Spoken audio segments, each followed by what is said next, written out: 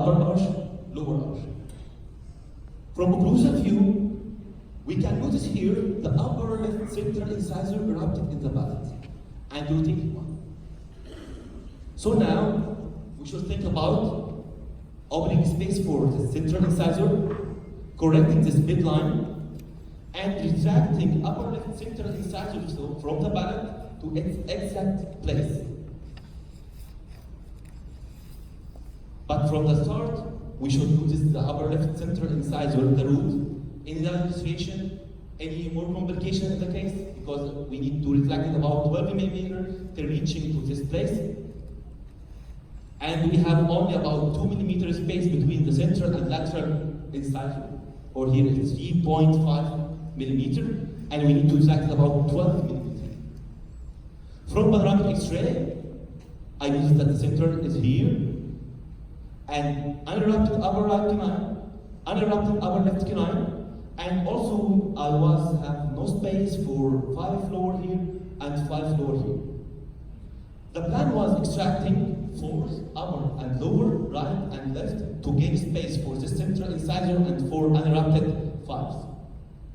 I did CBCT to diagnose the root of the left central incisor, and the root was good, no dilation. I started leveling and alignment, and after leveling and alignment, I extracted 4s, upper and lower, right and left, and start using coil and large wire to aid in the midline correction. All cellulose teeth was extracted, and after opening the space for this left central incisor, increasing the distance of the coil one by one, I reached about 8 mm space for central incisor. Now, we should retract the central incisor to its exact place. But before doing that, we should think about anchorage. We need to retract about 12 mm. What's the anchorage you should use to retract the central incisor till this place without drifting of central and lateral incisor? Spider-Man time. Here, I used double wire mechanics. The first wire was rectangular stainless steel wire. The open coil is still in place to prevent the space occlusion. The other wire was 12 night wire attached by ligature wire, and I should activate the ligature wire time by time, month by month, till the central incisor pass the close bite. Here, more clear photo. We can notice the eyelid, the ligature wire traction, the 12 night wire, the open coil, and the rectangular steel arch wire, and then the open coil should be passed. The central incisor tracked in its place, and this time I used bi-turbo to allow the central incisor to pass the cross bite and to prevent the ligature wire from hitting or touch the lower incisor and being fractured or annoying the patient. The central incisor, after traction, reached the incisor plane of the lower teeth, and one more traction, I inserted the 12 wire inside the eyelid, like here. And after that, the central passed the cross bite. Now, it's time to remove the bi-turbo, replace the eyelid with the bracket, and the same wire should be inserted in the bracket to make more leveling and more alignment. And decreasing the force in the teeth, increasing the wire time by time, month by month, till reaching this final results.